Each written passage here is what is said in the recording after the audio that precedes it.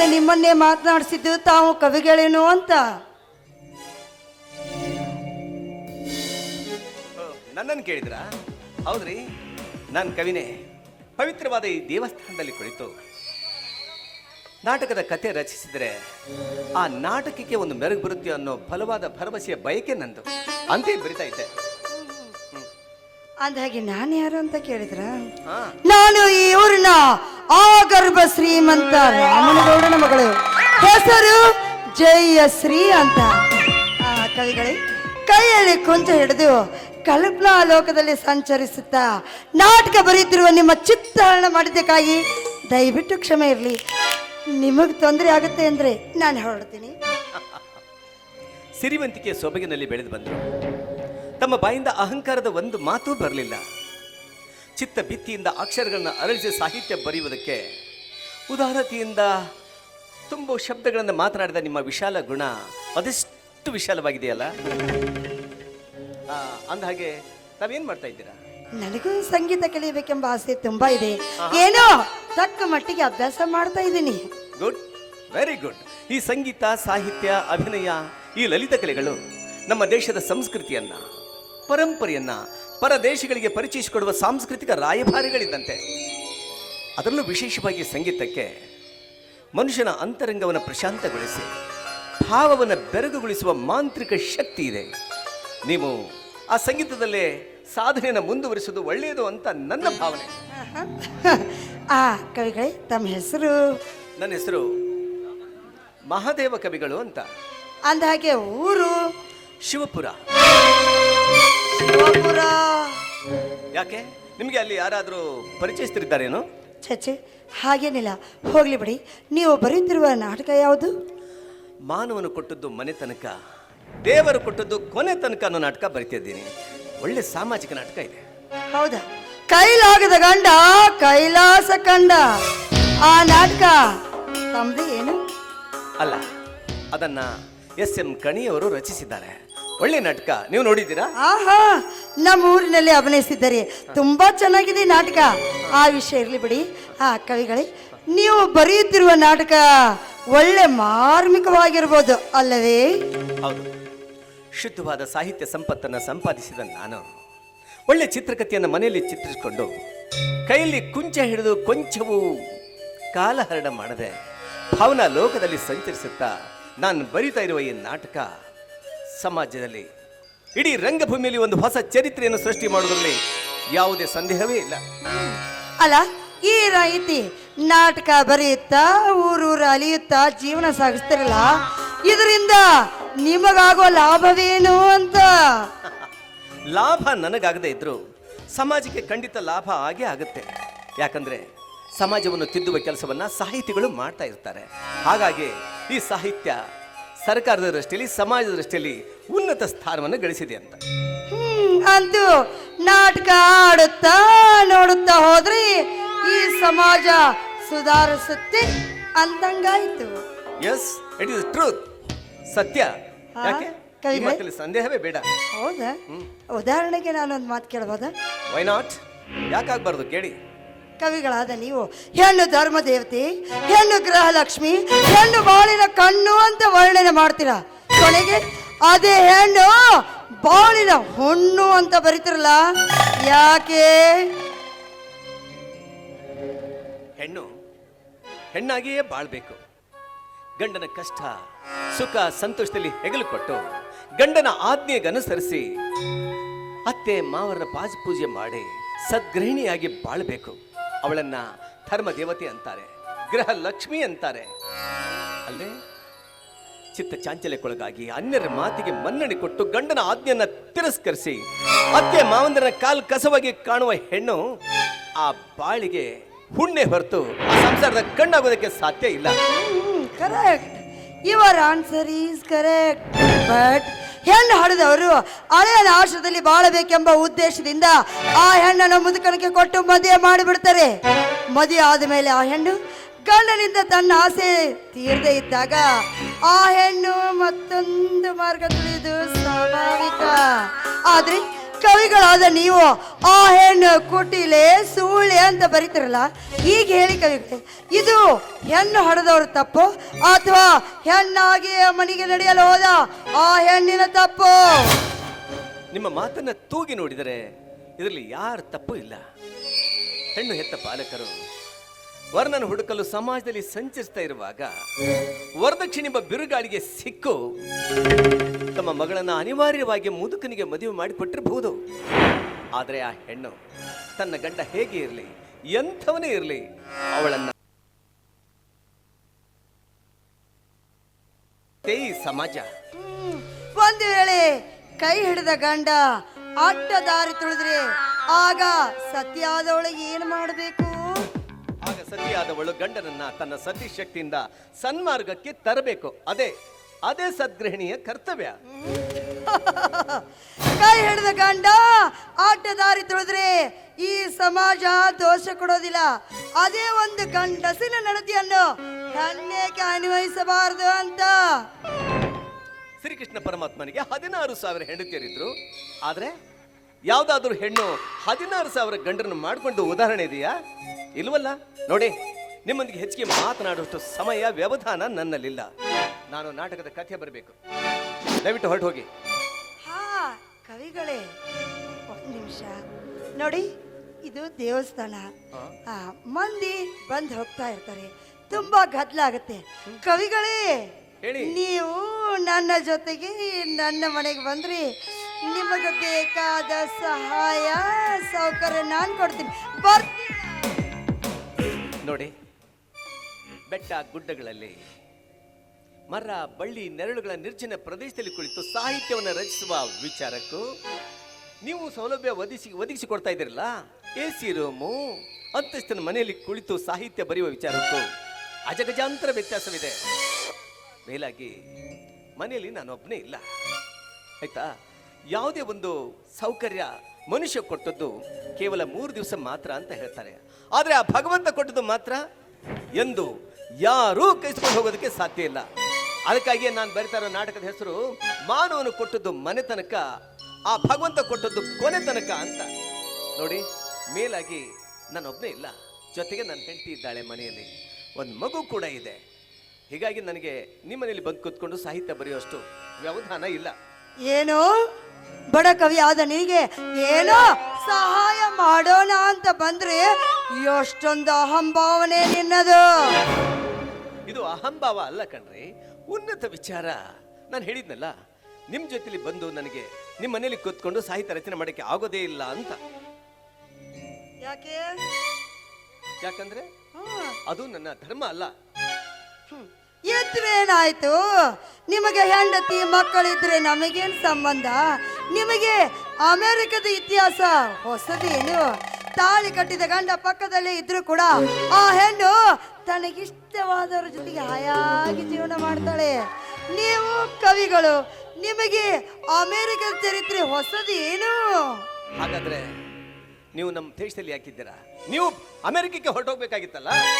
ತಿನ್ನೋದು ಇಲ್ಲಿ ಅನ್ನ, ಪ್ರಚಾರ ಮಾಡೋದು ಅಮೆರಿಕ ಅಲ್ಲ ರೀ. ಈಗ ಏನ್ ನಡೀತಾ ಇದೆ ಗೊತ್ತಾ? ನಮ್ಮ ಜಗತ್ತಿನಲ್ಲಿ ನಮ್ಮ ಭಾರತದ ದೇಶದ ಸಂಸ್ಕೃತಿಯನ್ನ, ಸಂಸ್ಕಾರವನ್ನ ಅಮೆರಿಕ, ಫ್ರಾನ್ಸ್, ಜರ್ಮನಿ, ಜಪಾನ್ ಎಲ್ಲ ದೇಶಗಳು ಅನುಸರಿಸ್ತಾ ಇವೆ. ನಮ್ಮ ಸನಾತನ ಧರ್ಮವನ್ನು ಪ್ರೀತಿಸಿ ಆ ದೇಶದಲ್ಲಿ ನಮ್ಮ ಧರ್ಮ ಕಂಗೊಳಿಸ್ತಾ ಇವೆ. ಇದೆಲ್ಲ ಗೊತ್ತಾ ನಿಮಗೆ? ಕವಿಗಳೇ, ನೋಡಿ ನೋಡಿ, ಆಳವಾಗಿ ವಿಚಾರ ಮಾಡಿ. ಸಿಗುವ ಸುಖ ಕೈ ಬಿಡಬೇಡಿ. ಅಂದ್ರೆ ಈಗ ಹೇಳಿದ್ನಲ್ಲ, ಮನಸ್ಸಿಲ್ಲದೆ ಆದವಳ ಮದುವೆ ಆದವ ಗೋಳಿನ ಕತಿನ. ನನ್ನ ತಂದೆಗೆ ನಾನೊಬ್ಬಳೇ ಮಗಳು, ನನ್ನ ಮದುವೆನ ಮಾಡಿ ಮುಗಿಸಿದ್ರು. ಮನಸ್ಸಿಲ್ಲದೆ ಮದುವೆ ಮಾಡಿಕೊಂಡೆ. ಮದುವೆ ಆಗಿ 1 ವಾರವಾಯ್ತು. ಮೊದಲ ಗಿತ್ತಿ ಆಗಿ ಹೋಗಿಲ್ಲ, ಮೊದಲ ರಾತ್ರಿ ಕಂಡಿಲ್ಲ. ನೀವು ಮನಸ್ಸು ಮಾಡಿದ್ರೆ ಆ ಸಂಬಂಧನ ಕಳೆದೊಡೆದು ನಾನು. ನೀವು ಏನ್ ಮಾತಾಡ್ತಾ ಇದ್ದೀರಾ? ಒಂದು ಅರ್ಥ ಆಗ್ತಾ ಇಲ್ಲ.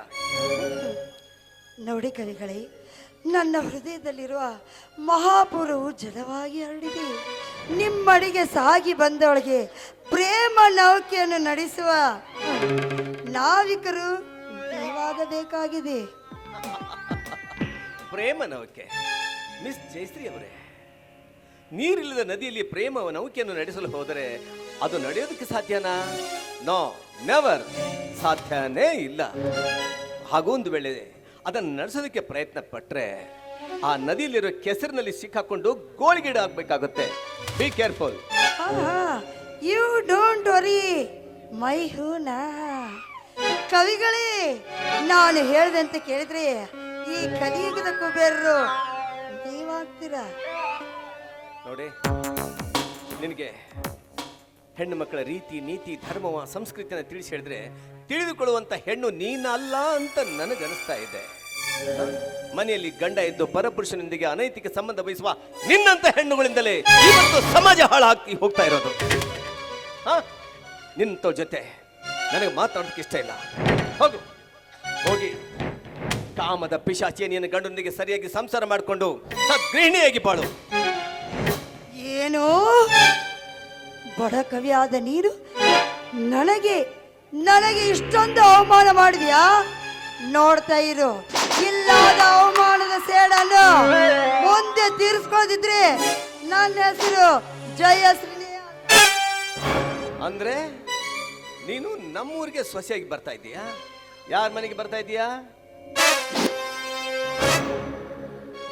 ಆ ವಿಚಾರ ಈಗೇಕೆ, ಬರ್ತೀನಿ. ಗುಡ್ ಬಾಯ್.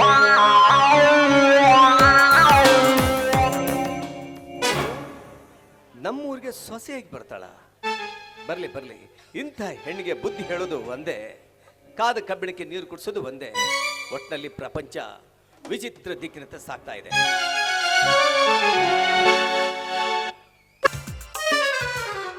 ಎಲ್ಲಿಗೆ ಬಂತು ನೋಡ್ರಿ ನಮ್ಮ ಕಲಿಗಾಲ ಅಂತೀವಿ. ಬಟನ್ ಹಚ್ಚನ, ಲೈಟ್ ಹಚ್ಚ. ಅಂದ್ರೆ ಹುರು ಬರೋದು ನಮಗೆ. ನಮ್ಮೂರು ಮಂದಿ ಕೈ ಆಡ್ಸ. ಎಲ್ಲಿಗೆ ಬಂತು ನೋಡ್ರಿ ನಮಗೆ. ಅಲ್ಲ, ಸತ್ತು ಹೋದ ಹಿರಿಯರ ಆಸ್ತಿನ ಸೂತಕ ಅಂತ ತಿಳ್ಕೊಂಡು ಊರೊರಗೆ ಬಿಟ್ಟು ಬರೋ ಜನ ಅದ ಹಿರಿಯರ ಗಳಿಸಿಟ್ಟಿದ ಆಸ್ತಿನ ಹಂಚ್ಕೊಳ್ಳೋಕೆ ಸಾಯುವಂಗ ಬಡ್ದಾಡ್ತಾರೆ. ಏನೈತ್ರಿ ಜೀವನದಾಗ? ಬರುವಾಗ ಬೆತ್ತಲೆ, ಹೋಗುವಾಗ ಬೆತ್ತಲೆ, ಬರುವಾಗ ಬೆತ್ತಲೆ, ಹೋಗುವಾಗ ಬೆತ್ತಲೆ, ಬಂದು ಹೋಗುವ ಮಧ್ಯೆ ಒಂದು ಬೀರ್ ಎತ್ತಲೆ ಅಂತ ನಾ ಹೇಳಿನಿ ಅವ್ರಿಗೆ. ಅವ್ರು ಕೇಳಕ್ಕೆ ತಯಾರಿಲ್ಲ.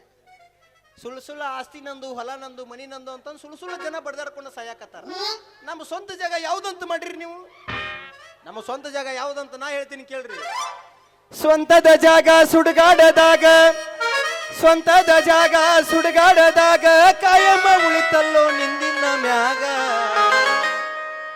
ಏನೈತಿ ಜೀವನದಾಗ ಹೋಗುದೈತಿ ಮಣ್ಣಾಗ, ಏನೈತಿ ಜೀವನದಾಗ ಹೋಗುದೈತಿ ಮಣ್ಣಾಗ. ಚಿಂತಿಲ್ದ ಕೂಡುವುದೈತಿ ಚಿಂತಿಗಿಲ್ಲದ ಮನಿಯಾಗ, ಚಿಂತಿಗಿಲ್ಲದ ಕೂಡುವುದೈತಿ ಚಿಂತಿಗಿಲ್ಲದ ಮನಿಯಾಗ. ಏನೈತಿ ಜೀವನದಾಗ ಹೋಗುದೈತಿ ಮಣ್ಣಾಗ, ಏನೈತಿ ಜೀವನದಾಗ ಹೋಗುದೈತಿ ಮಣ್ಣಾಗ. ಚಿಂತಿಲ್ದ ಕೂಡುವುದೈತಿ ಚಿಂತಿಗಿಲ್ಲದ ಮನಿಯಾಗ, ಚಿಂತಿಗಿಲ್ಲದ ಕೂಡುವುದೈತಿ ಚಿಂತಿಗಿಲ್ಲದ ಮನಿಯಾಗ. ಅನುಕೂಲ ಬಾಯ್ಲಿ. ಕರೆದ್ರೆ ಏನು ಕೂಗಿದ್ರಿ, ಏನು ಒದರಿದ್ರಿ? ನಿನಗೆ ಹೆಂಗೆ ಕೇಳಿಸ್ತು? ನನಗೆ ಒದರ್ದಂಗ ಆಯ್ತು ಬಿಡ್ರಿ. ಶುರು ಮಾಡಿದನು ನಿನ್ನ ಪುರಾಣ? ಹೇಳ್ರಿ. ಏನು ಹೇಳೋದು? ಅದ ಏನೋ ಹೇಳಿದ್ರಿ. ಎಲ್ಲಿ ಹೋಗಿದ್ದೆ? ಅದ ನೀವೆಲ್ಲಿ ಕಳಿಸಿದ್ರಿ ಅಲ್ಲಿ ಹೋಗಿದ್ದೆ. ನಾ ಎಲ್ಲಿ ಕಳಿಸಿದ್ದೆ? ಅದ ನೀವೆಲ್ಲಿ ಕಳಿಸಿರಿ ಅಂತ ವಿಚಾರ ಮಾಡ್ಕೊರ್ಲೆ. ಲೇ, ಬಸ್ ಸ್ಟ್ಯಾಂಡಿಗೆ ಕಳಿಸಿದ್ದೆ. ಹೋಗಿದ್ದೀನಿ ರೀ. ಹೋಗಿದ್ದಿ ಮತ್ತೆ ಹಂಗ ಬಂದೆಲ್ಲ? ಮತ್ತು ಅಲ್ರಿ, ಅವು ಬಂದಳು, ಅಪ್ಪ ಬಂದ, ಮೊಮ್ಮಕ್ಕಳು ಬಂದರು, ಕಿರಿ ಮೊಮ್ಮಕ್ಕಳು ಬಂದರು, ಅಪ್ಪರ ಬರ್ಲಿಲ್ರಿ. ಅವ್ವ ಅಪ್ಪ ಮಕ್ಕಳು. ಹಾಂ ರೀ. ಈಗ ನೋಡ್ರಿ, ಅವು ಅಂದ್ರೆ ಕೆಂಪನ್ ಗೋರ್ಮೆಂಟ್ ಬಸ್ ರೀ, ಅಪ್ಪ ಅಂದ್ರೆ ಖಾಸಗಿ ಸರ್ಕಾರಿ ಬಸ್ ರೀ, ಪ್ರೈವೇಟ್ ಬಸ್. ಮತ್ತಿನ್ನು ಮಕ್ಕಳಂದ್ರೆ ಆಟೋ ರೀ, ಮೊಮ್ಮಕ್ಕಳಂದ್ರೆ ಟಮಟಮ, ಗೂಡ್ಸ, ಜೀಪ್ ರೀ. ಒಟ್ಟು ಎಲ್ಲ ಗಾಡಿನ ಅದಾವಣ? ಎಲ್ಲ ಗಾಡಿಗಳ್ದಾಗ ಎಲ್ಲರೂ ಬಂದ್ರೆ ಕರೆ ಅವರ ಬರ್ಲಿಲ್ರಿ. ಹಂಗಾರ ಒಂದು ಕೆಲಸ ಮಾಡ್ಲೆ. ಏನ್ರಿ? ಒಳಗೆ ಹೋಗಿ ಊಟ ಮಾಡಿ ಮುಕ್ಕೊಂಡ್ಬಿಡು. ಇಂಥ ಪುಣ್ಯವಂತರು ಎಲ್ಲಿ ಸಿಗ್ತಾರ್ರಿ? ಹಡೀರಿ ಚಪ್ಪಾಳೆ. ಲೇ ಲೇ ಬಾ, ಲೇ ಲೇ ಬಾ, ಹೋಗು ಮಗನ, ಬಸ್ ಸ್ಟ್ಯಾಂಡಿಗೆ ಹೋಗು. ಬೀಗ್ರು ಬಂದಿರ್ತಾರೋ ಅವ್ರ ಸಾಮಾನು ಹೊತ್ಕೊಂಡು ಬಾ. ಏನಂದ್ಯಪ್ಪ, ಇನ್ನೇಮ್ ಹೇಳು? ಬೀಗ್ರು ಬಂದಿರ್ತಾರೋ ಅವ್ರ ಸಾಮಾನು ಹೊತ್ಕೊಂಡು ಬಾ ಅಂದೆ. ಯಾಕೆ ಅವ್ರ ಸಾಮಾನು ಅಟ್ಟು ವಜ್ಜಿದಾವನ್ರಿ? ಅಲ್ಲ ಅವ್ರವ್ರ ಸಾಮಾನು ಅವ್ರು ಎತ್ಕೊಂಡ್ ಬರ್ಬೇಕ್ರಿಪ್ಪ ನಾವು ಅಟ್ಟು ಅವ್ರದ್ದು ನಾವ್ರಿ ನೀವು ತೀರಾ ಹಸ ಮಾಡಾರಪ್ಪ. ಲೇ ಅವರು ದೂರದಿಂದ ಬರಾಕತ್ತಾರ, ಲಗೇಜು ಭಾಳ ಇರ್ತಾವ, ಅದಕ್ಕೆ ಆ ಸಾಮಾನು ಹೊತ್ಕೊಂಡು ಬಂದೆ. ಓ ಅರ್ಬಿ ಅನ್ಸಡಿ ಚೀಲಗಳು ಅನ್ರಿ, ಹಿಂಗನ್ರಿ ಆತಲ್ರಿ ಹೋಗ್ಕಿನ್ ತೋರಿ. ಲೇ ಒಳಗೆ ಹೊಂಟಿಲ್ಲ, ಬಸ್ ಸ್ಟ್ಯಾಂಡ್ ಏನು ಒಳಗೈತನ? ಅಲ್ಲಿ ಊರವರೆಗೈತ್ರಿ. ಮತ್ತೆ ಅಲ್ಲಿ ಹೋಗ್ಬೇಕು ಬೇಡ? ಅಂದ್ರೆ ಸ್ವಲ್ಪ ಪಟ್ಟು ಹೆಸರು ಹೊಯ್ಕೊಳಕತ್ತಿತ್ತು. ಒಂದು 7-8 ರೊಟ್ಟಿ, ಒಂದು 2 ತಾಟ ಅನ್ನ ತಿಂದು ಹೋಗ್ಬೇಕು ಅಂತ ಮಾಡಿ. ಸಾಕಷ್ಟ? ಸುಮ್ಮನೆ ನಾಷ್ಟ ರೀ, ಈಗ ಅಷ್ಟೇ ರೀ. ಆಮೇಲೆ ಬಂದು ತಿನ್ನುವಂತೆ, ಹೋಗಿ ಕರ್ಕೊಂಡು ಬಾ.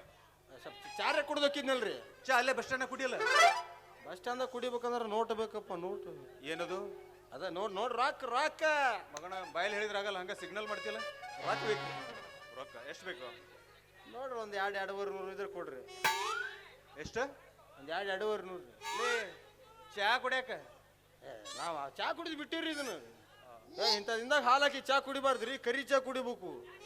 2 ಪಾಪಡಿ ಚೀಲ, 1 ಗಿಲಾಸ, 2 ಲೀಟರ್ ಪಾರ್ಸಲ್. ಆತರಿ ಮಗನ. ಏನ್ರಿ ಕೊಡ್ರಿ ಒಟ್ಟು. ಸರಿ ಸಾಕ್ರಿ ಮಗನ, ಇದ್ರಾಗ 50 ರೂಪಾಯಿ ಹೊಳಿತಂಬ. ಸರಿ ಬಾರಿ ಅನುಕೂಲ. ಸರಿ ಹಂಗ್ಯಾಕೆ ತಿಕ್ಕಾಕತ್ತಿ ಅದನ್ನ ಅರ್ಬಿಲೆ? ಮತ್ತೆ ಸಾವುಕಾರ ಮನಿ ರೊಕ್ಕ ರೀ ಯಾರಾಗತ್ತ ಚೆಲ್ಲೆಲ್ಲಿ ಬಂದಿರ್ತಾವು, ಮತ್ತೆ ಅದನ್ನ ನಾವು ಇದನ್ನ ಹಿಡ್ಕೊಂಡು ನಾವು ಒಳಗೆ ಹೋಗ್ಬೇಕನ್ರಿ. ಲೇ ನೋಟ್ ಅದ, ಕೊಯಮತ್ತೂರು ನೋಟ್ ಅಲ್ಲ. ಆಯ್ತು ಬಿಡ್ರಿ, 100 ದಿನ 20 ಕಂಬಳುತ್ತ ಇದಕ್ಕೆ.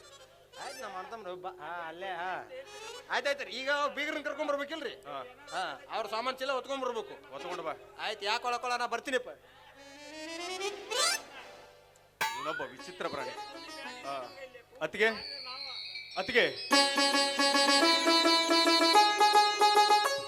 ಯಾಕಪ್ಪ ಮೈದನ ಈಗ ಬಂದೇನು?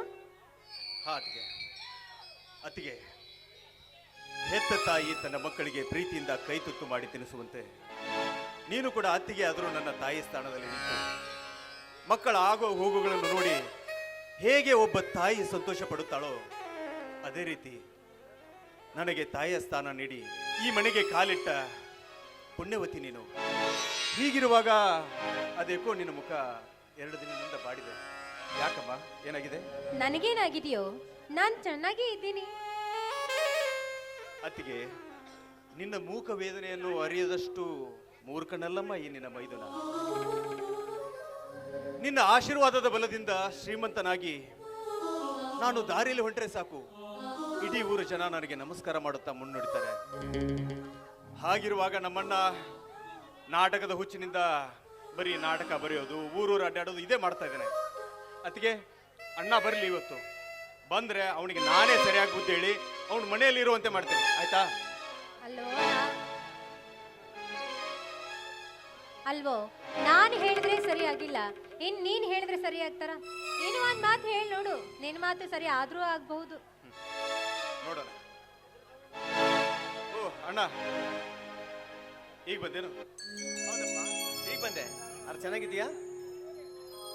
ಅಲ್ಲಣ್ಣ, ನೀ ಯಾವ ಊರಿಗೆ ಹೋಗ್ತೀಯಾ, ಯಾವ ಊರಲ್ಲಿ ಇರ್ತೀಯಾ, ಒಂದ್ ಪತ್ರ ಆದ್ರೂ ಬರಿಬಾರದಾ? ಅವ್ರು ಎಲ್ಲಿ ಪತ್ರ ಬರೀತಾರಪ್ಪ? ಅವ್ರಿಗೇನೆ ಹೆಂಡ್ರ ಮಕ್ಳ? ತಾವಾಯ್ತು, ತಮ್ಮ ಕೆಲಸ ಆಯ್ತು.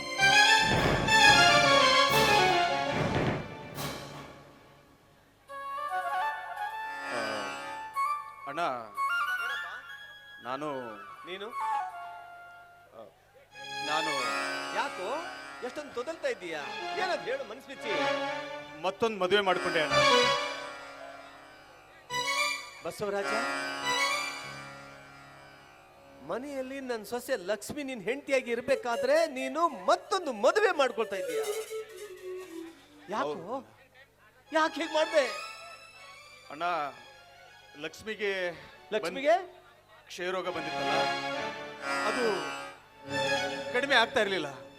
ನಾನು ಬಹಳ ಕಡೆ ತೋರಿಸ್ದೆ, ಒಳ್ಳೊಳ್ಳೆ ಡಾಕ್ಟರ್ ಹತ್ರ ತೋರಿಸ್ದೆ, ಆದರೂ ಅದು ಕಡಿಮೆ ಆಗ್ತಾನೆ ಇಲ್ಲ. ಹೀಗಾಗಿ ನನಗೆ ಗೊತ್ತಿರೋ ಒಬ್ಬ ಡಾಕ್ಟ್ರು, ನೀವು ಅವಳು ಕೈ ಬಿಟ್ಟು ಬೇರೆ ಮದುವೆ ಆಗೋದು ಒಳ್ಳೇದು ಅಂತ ಅಂದರು. ಹೀಗಾಗಿ ನೀವು ಬೇರೆ ಊರಲ್ಲಿ ಇರಲಿಲ್ಲ, ಅನಿವಾರ್ಯವಾಗಿ ನಿಮಗೆ ತಿಳಿಸ್ದೆ ಮದುವೆ ಆಗಿಬಿಟ್ಟೆ ಅಣ್ಣ. ಅಲ್ಲೋ ಬಸವರಾಜ, ಈ ನಿನ್ನ ಮದುವೆ ಮಾಡ್ಕೊಳ್ಳೋದಕ್ಕೆ ನನ್ನ ಸೊಸೆ ಲಕ್ಷ್ಮಿ ಒಪ್ಪಿಗೆ ಕೊಟ್ಟಳೇನೋ? ಹಾ ಅಣ್ಣ, ಅವಳು ಒಪ್ಪಿಗೆ ಪಡ್ಕೊಂಡೆ ನಾನು ಮದುವೆ ಆಗಿದ್ದೇನೆ. ಒಪ್ಪಿಗೆ ಕೊಟ್ಟಿದ್ದಾಳ ಅಂದ್ರೆ ಮತ್ತೀಗ ಅವಳು ಎಲ್ಲಿದ್ದಾಳೆ? ಅವಳು ತನ್ನ ತವರೂರಲ್ಲಿದ್ದಾಳೆ ಅಣ್ಣ. ಮುಂದೆ ಅವಳ ಗತಿ? ಅಣ್ಣ ಮುಂದೆ ಅವಳಿಗೆ ಜೀವನಾವಶ್ಯಕ್ಕಾಗಿ ಏನು ಬೇಕು ಅದನ್ನ ಕೊಟ್ರೆ ಆಯ್ತು. ಅಲ್ಲ ಕಣೆ, ನಾನೊಂದು ಮಾತು ಕೇಳ್ತೀನಿ. ನಿನ್ನ ಹೆಂಡತಿ ಅವಳು ತವರು ಮನೆಯಲ್ಲಿರೋದು ಭೂಷಣವಲ್ಲಪ್ಪ. ಅವಳನ್ನ ನಮ್ಮನೆಗೆ ಕರ್ಕೊಂಡು ಬರೋಣ, ಸ್ಪೆಷಲ್ ಆಸ್ಪತ್ರೆಗೆ ತೋರಿಸಿ ಉಪಚರಿಸೋಣ. ಮುಂದೆ ಅವಳ ದೈವದಲ್ಲಿ ಇದ್ದಂತೆ ಆಗ್ಲೇ. ನೀನು ಒಪ್ಪಿಗೆ ದಯವಿಟ್ಟು ಇದಕ್ಕಾದ್ರೂ ಒಪ್ಪಿಗೆ ಕೊಡಪ್ಪ. ಆಯ್ತಣ್ಣ, ಹಾಗೆ ಆಗಲಿ. ಅನ್ನಗೆ ಅಣ್ಣ, ನೀವೇ ಹೋಗಿ ಲಕ್ಷ್ಮಿನ ಕರ್ಕೊಂಡು ಬರಬೇಕು. ಆಯ್ತಪ್ಪ, ಹೋಗಿ ಬರ್ತೀನಿ. ಅಣ್ಣ, ಇನ್ನೊಂದು, ನೀವು ಬೇಗ ಸ್ನಾನ ಮಾಡಿಕೊಂಡು ರೆಡಿ ಆಗಿಬಿಡಿ. ಯಾಕೆ? ಯಾಕಂದ್ರೆ ಇವತ್ತು ನಮ್ಮನೆಗೆ ಬೀಗರು ಬರ್ತಾ ಇದ್ದಾರೆ. ಹೌದಾ? ಹಾ ಹಾ ಹಾ. ಅದೇ ನಿಮ್ಮ ಸೊಸೆ ಮೊದಲ ಗೀತೆಯಾಗಿ ನಮ್ಮ ಮನೆಗೆ ಬರ್ತಾ ಇದ್ದಾಳೆ.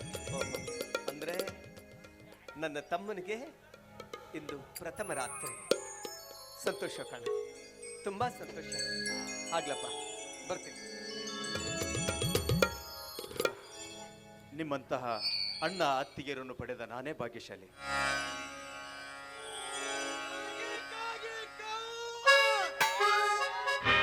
ಮಾಮ ಬಂದಾನ. ಹಂಗ ಮಾವ ಬಂತು, ಮಾವ ಬಂತು, ಮಾವ ಬಂತು. ಎಲ್ಲದಾರ ಬೀಗರು ಬಂದ್ರೇನ? ಬಂದ್ರಿ. ಆದ್ರೆ ಇನ್ನೂ ಒಂದು ಸುದ್ದಿ ಹೇಳ್ಬೇಕು ನಿಮಗ. ಏನು? ಖರೆ ಮಾವರೇ ಬಂದಾನ, ಅವ್ವನ ಬಂದಿಲ್ರಿ. ಅವ್ ಯಾಕೆ ಬಂದ? ಅವ್ನು ತಗೊಂಡು ನಾನೇನ್ ಮಾಡ್ಲಿ? ಅದೇನ 3 ದಿನ ಚಲೋ ಐತೆ, ಸುಮ್ಮ ಅವನ ಮ್ಯಾಗ ಬಗೆಹರಿಸ್ಕೊಂಡ್ಬಿಡ್ರಿ. ನೋಡ, ಅವ್ ಹೆಂಗ್ ಬಂದಿದ್ದ ಹಂಗ ವಾಪಸ್ ಕಳಿಸ್ಬಿಡಿ. ಬಿಡ್ರಿ, ನೀವಾಗಿ ಸಿಟಿಗೆ ಬರಾಕತ್ತೀರಿ. ನಾನು ಬರಬೇಡ ಅಂತ ಅವ್ರಿಗೆ ಮಿಸ್ ಕಾಲ್ ಮಾಡಿ ಹೇಳಿ, ನಾನು ಮೆಸೇಜ್ ಕಳಿಸಿ. ಹೋಗಿ ಕಳಿಸ್ ಹೋಗ್ಲಿ, ಅವ್ರು ವಾಪಸ್ ಕಳ್ಸು. ಸುಮ್ಮಂದಿ ಬಿಡ್ರಿ, ಯಾಕೆ ಸಿಟಿಗೆ ಬರ್ತೀರಿ? ಅವರು ಬಂದಾರ್ರಿ. ಅಲ್ರಿ ಅಪ್ಪರ, ಅವರು ಬಂದಿಲ್ಲ ಮಾರಿ ಯಾಕೆ ಹಂಗ್ಯಾಕೆ ಆತ್ರಿ ನಿಮ್ದು? ಅದು ಹೋಗ್ಲಿ ಬಿಡು. ನೋಡ್ಯಾರ ಹಾಲಿನ ಡೈರಿ. ಏನಂದೆ? ಏನಿಲ್ರಿ, ಬಂದ್ರಿ ಅಂದಂಗೆ ಇವ್ರನ್ನ ಅವರು ಸಾಮಾನು ಚೀಲ ಹೋಗಿ ರೂಮ್ನಾಗ ಇಡ್ಲೇನ್ರಿ? ಒಳಗೆ ಎಲ್ಲಿರ್ಬೇಕ್ರಿ? ನಾನು ರೂಮ್ನಾಗ ಇಟ್ಬಿಡ್ತೀನಲ್ರಿ. ಹಿಂಗ್ ಮಾಡ. ಹೆಂಗ್ರಿ? ನಾನು ಹಾಸಿಗೆ ಬೆಡ್ಶೀಟು ಏನೇನದಾವಲ್ಲ ಅವನ್ನೆಲ್ಲ ತಗೊಂಡು ಹೋಗಿ ನಿನ್ ರೂಮ್ನಾಗ ಇಟ್ಕೊಂಡ್ಬಿಡ. ತಪ್ಪಾಗತ್ರಿ. ಹಂಗೆ ಎಟ್ಟಾಗ್ಲಿ ಅವ್ರು ನಿಮ್ಮ ಅವ್ವಾರು, ಇದು ನಮ್ಮ ಅವ್ವಾರು ರೀ. ಒಳಗಿಡ್ತ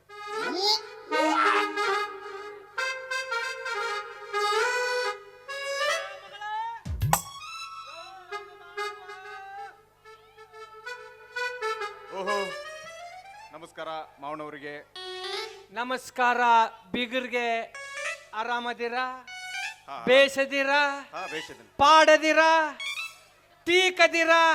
ನಾವಂತರೂ ಆರಾಮಾಗದವಿ. ಯಾಕಂದ್ರ ನಮ್ಮ ತಲ್ಯಾಗ 12 ವಿಚಾರ.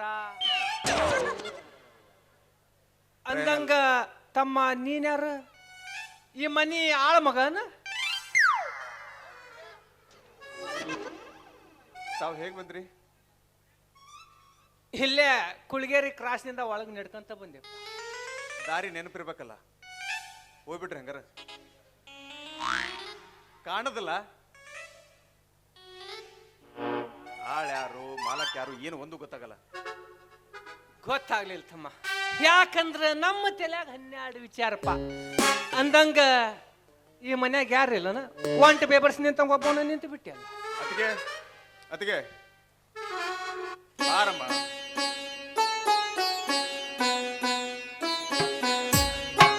ಅತಿಗೆಮ್ಮ,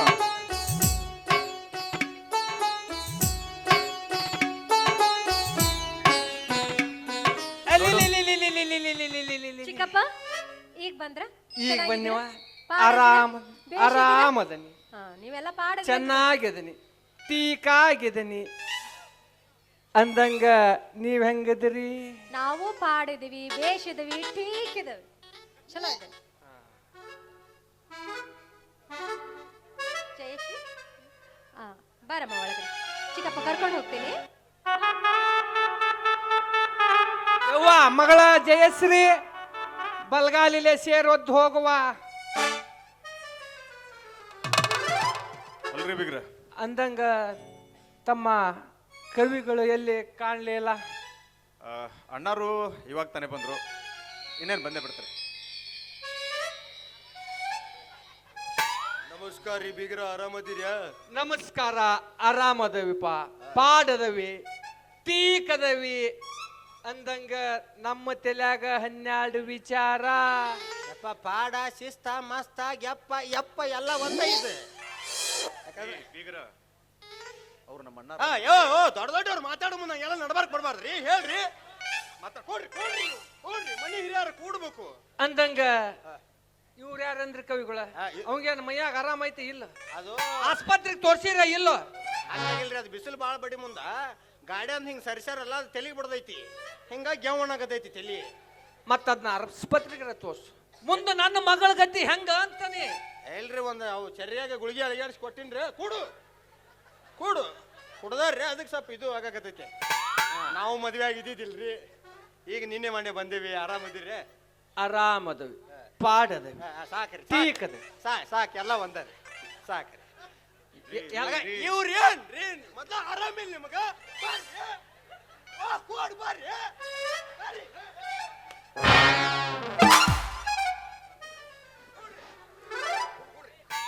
ಅಂದಂಗ ಬೀಗ್ರ ಅದಕ್ಕೇನ್ರ ಪೀಡ್ಸ್ ರೋಗ ಐತಿ ಗೀತಿರ ನೋಡ್ರಿ. ಅದು ಏನ್ ಕೊಳ್ಳಾಗ ಒಂದ್ ಕಬ್ಬಣ ತುಂಡ್ರ ಕಟ್ರಿ, ಇಲ್ಲ ಸುರ್ಗಾರದ ಹಂಚು ಗುರುಪಿನ ತಂದು ಕೊಳ್ಳಾಗ ಸರ ಮಾಡಿ ಕಟ್ರಿ. ಸಮಾಧಾನ ರೀ, ನೀವ್ ಯಾಕೆ ಬಿ ಪಿ ಏರ್ಸೋಳಕತ್ತೀರಿ? ಅದು ತೆಲಿಗೆ ಏನು ಬಡ್ದೈತಿಲ್ಲ, ಶುಗರ್ ಸಾವಿರ ರೀತಿ ಸಲಾನಿ ಮ್ಯಾ ಬದುಕ್ಯಾರ ಅವರು. ಸಲಾನಿ ಹಿರಿದ ಅನ್ನೋದು ಹಿಂಗ ಅಕ್ಕಾರ. ಅಲ್ಲ ನಾ ಹೇಳಿನ್ರಿ, ಈಗ ಕೂತಾರ ಆರಾಮ ಕೂತಾರ. ಹಾ ಕೂಡ್ರಿ ಕೂಡ್ರಿ ಕೂಡ್ರಿ. ಹಾ ಅಂದಂಗ ಕವಿಗಳ ಹೇಳ್ರಿ. ಈ ವರ್ಷ ಯಾವ್ಯಾವ ಹೊಸ ನಾಟಕ ಬರಕ್ ಚಲೋ ಮಾಡಿರಿ? ಬಾಳ ಬರ್ದಿನ್ರಿ. ಆಕಿದ್ ಹಂಗ ನಂದು ಹಿಂಗ್ರಿ. ಆಕಿದ ಹಂಗ ನಿಂದ ಹಿಂಗ. ಇದ್ ಯಾವ್ದ್ರಿ ಕವಿಗಳ ಹೊಸ ನಾಟಕ? ಇದು ಹೊಸದ್ರಿ ಇದು. ಹಾ ಅಂದ್ರ ಎಲ್ಲರ ಒಂದರ ಪ್ರಯೋಗ ಮಾಡಿರೇ? ಇನ್ನು ಇಲ್ಲ. ಹೊಲ್ದಾಗ ಮಾಡೀವ್ರಿ, ಅಂದ್ರ ತಾಲೀಮದಾಗ ರೆಡಿ ಮಾಡೀವಿ, ಇನ್ನೂ ಹೊರಗೆ ಆಡಿಲ್ರಿ. ಅಲ್ಲಲೇ ತಮ್ಮ, ಎಲ್ಲರೂ ಊರಾಗ ನಾಟಕ ಮಾಡಿದ್ರೆ ನೀವು ಹೊಲ್ದಾಗ ಹೆಂಗ್ ನಾಟಕ ಮಾಡಿದ್ಯ? ರೆಡಿ ಆಗ್ಬೇಕ್ರಿ, ಅಲ್ಲಿ ರಿಪೇರಿ ಮಾಡಿ ಇಲ್ಲಿ ತಂದು ಇಟ್ರೆ ಚಂದ ಆಗ್ತದ. ಅದಕ್ಕೆ ಅಲ್ಲಿ ಅಲ್ಲಿ ಅಲ್ಲೆಲ್ಲಿ ರೆಡಿ ಮಾಡಿ ರೆಡಿ. ಹೌದಾ? ಮತ್ತ ಯಾವನ್ ಬರ್ದಿರಿ?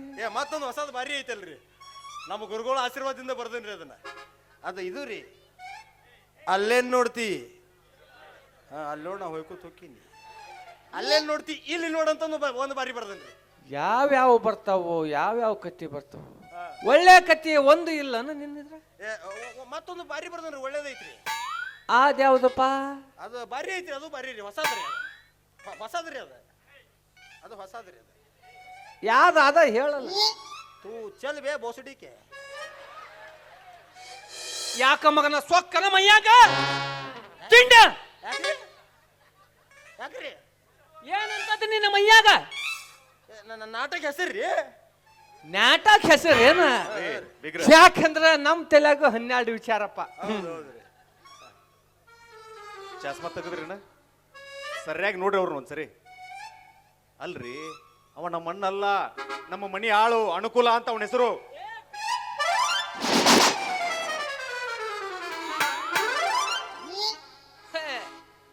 ಇವ ನಿಮ್ಮ ಮನಿ ಆಳು ಅನುಕೂಲ. ಹೌದು. ಆದ್ರೂ ಬೀಗ್ರ ಬಾಳ ಬಾಳ ಬೇಬರ್ಸದನ್ರಿ. ಯಾಕೇನ್ ಮಾಡಿದ? ಅಲ್ರಿ, 500 ನೋಟ್ ಕೈಯ ಕೊಡೋ ಮಟ ಸುಟ್ಟಿಗೆ ತಲೆ ಮ್ಯಾಲ ಇಡ್ಲಿಲ್ಲ ಮಗ ಅಂತ ನೀವು. ಅದು ನಿಮ್ಮ ಪುಣ್ಯ. 500 ಅಷ್ಟ ಇಸ್ಕೊಂಡವನ, ನಾವಾಗಿದ್ರೆ 5,000 ರೂಪಾಯಿ ಇಸ್ಕೊಂತಿದ್ದ. ಯಾರನ್ನ ಬಿಡುದಲ್ಲ ಮಗ. ನಮಸ್ಕಾರ ರೀ. ಆದ್ರೂ ಮನಿ ಆಳ ಮಕ್ಕಳನ್ನ ಇಷ್ಟು ತಲೆ ಮ್ಯಾಲ ಕುಂದಿಸ್ಕೋಬಾರ್ದಪ್ಪ ನೀವು. ನೋಡ್ರಿ, ಅವ ನಮ್ಮ ಮನಿ ಆಳ ಇರ್ಬೋದು ಖರೆ, ಆದ್ರ ನಮ್ಮ ಮನಿ ಮಗ ಇದ್ದಂಗ. ಯಾಕ ನಮ್ಮ ಮನ್ಯಾಗ ಹುಟ್ಟಿ ಇಲ್ಲೇ ಬೆಳೆದಾನ. ಹಿಂಗಾಗಿ ಅವ ಏನ ಅಂದ್ರೂ ನಮ್ಗೆ ಖುಷಿ ಆಗತ್ತೆ. ನಾವಂತೂ ಅವನ ಮೇಲೆ ಸಿಟ್ಟಾಗಂಗಿಲ್ಲ ರೀ ಬೀಗ್ರ. ನಮಸ್ಕಾರ. ಹಿಂಗ್ಯಾಕ್ ಮಾಡ್ತೀರಿ? ಇಲ್ಲ, ನಿಮ್ಮ ಮನೆ ಆಳ ಮಗ ಇಷ್ಟ ಮಟ್ಟ ನಾನು ತಲೆ ತಿನ್ನಪ್ಪ, ಅದಕ್ಕೆ ನಿನ್ನೂ ಅವ್ರನ್ನ ಮಾಡಿದ್ದೆ. ಹಾ ಬೀಗ್ರ, ಆರಾಮದಿರ? ಬೇಸದಿರ? ಪಾಡದಿರ? ನಾವಂತೂ ಆರಾಮಾಗಿದ್ದೇವಪ್ಪ.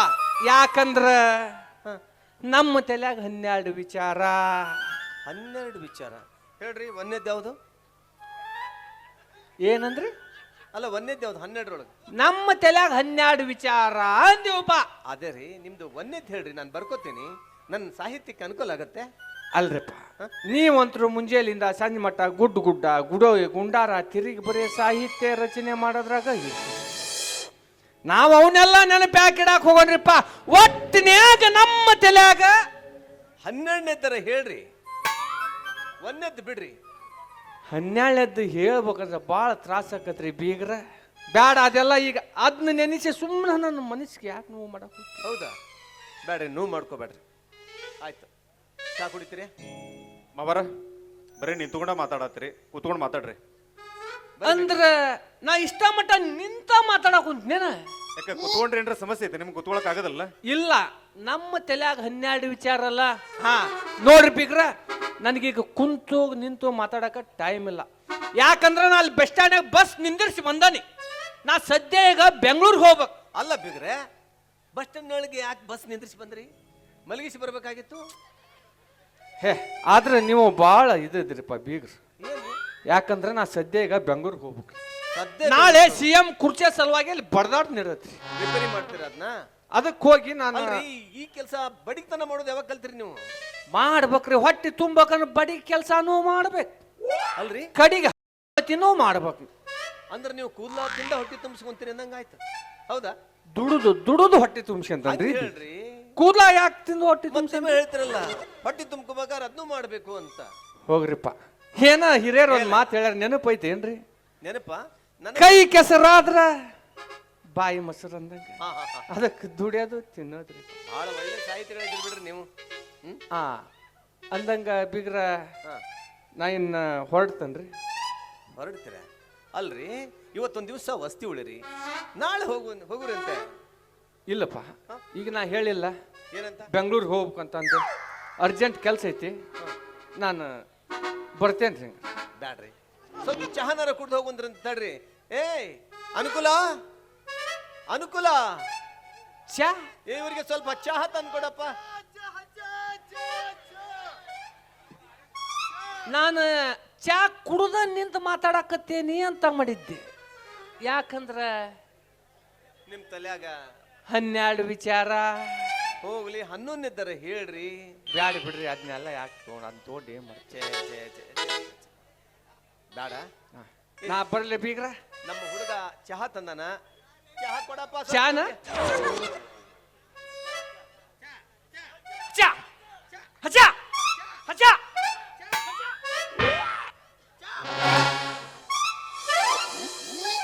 ಲೇ ಅನುಕೂಲ, ಚಾ ನಾಕತ್ತೀವಿ ಹಚ್ಚ ಹಚ್ಚನಾಗತ್ತೀವಿ ಅವ್ರಿಗೆ. ಅಚಾನಕ್ ನಾ ಏನ್ರಿ ಅವ್ರು? ಅಲ್ಲೋ, ಆ ಚಹಾ ಹಚ ಜೋರ ಹೇಳಿದ್ರೆ ಹಚ್ಚ, ನಿಧಾನ ಹೇಳಿದ್ರೆ ಚಹಾ. ಅದನ್ನ ನಿನ್ನ ಕುಡ್ದು ಬಿಟ್ಟಲ್ಲೋ, ಯಾಕ? ನೀನೇ ಕುಡ್ದೆ ಅದನ್ನ, ಬಿಗಿರಿ ಕೊಡ್ಬೇಕಿಲ್ಲೋ. ಅವ್ರೇನ್ ಹೊಳೆ ಬರ್ತಾರೇನ್ರಿ? ಮತ್ ಬಂದ್ರ ಬರಂಗಿಲ್ಲ ಅವ್ರು. ಬಂದ್ರ ಯಾಕ? ಅವ್ರ ತಲೆಯಾಗ ನಮ್ದು 13ನೇದ್ದು. ಹೇಳಪ್ಪ, 13ನೇದು ಯಾವ್ದು? ಏನಿಲ್ರಿ, ಮತ್ ಈಗ ಚಾ ಅವ್ರು ಕುಡಿಯಂಗಿಲ್ಲ, ನೀವಂತರು ಚಾನ ಕುಡಿಯಂಗಿಲ್ಲ. ಇವ್ರು ಇಂತ ಚಾನ ನೋಡಿಲ್ಲ, ಮತ್ತ ಚಾ ಪರದೇಶ ಆಗತ್ತಲ್ರಿ ಈಗ. ಅದಕ್ಕ ಇಂಥ ಚಾ ಎಲ್ಲಾರು ಬಿಟ್ಟಿದ್ದನ್ನು ಕುಡಿಯೋ ಅಂದ್ರೆ ಒಬ್ಬನೇ ಒಬ್ಬ. ಯಾರವ? ನಾನಾ ಬರ್ಗ್ಯಾಟ್ ನನ್ನ ಮಗ.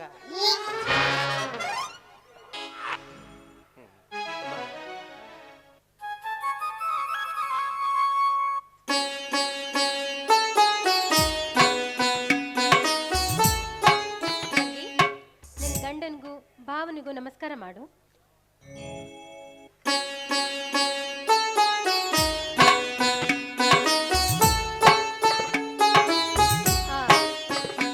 ಬಸವರಾಜ, ನೀ ಒಳಗಡೆ ಬಾಪ, ದೇವರಿಗೆ ನಮಸ್ಕಾರ ಮಾಡು.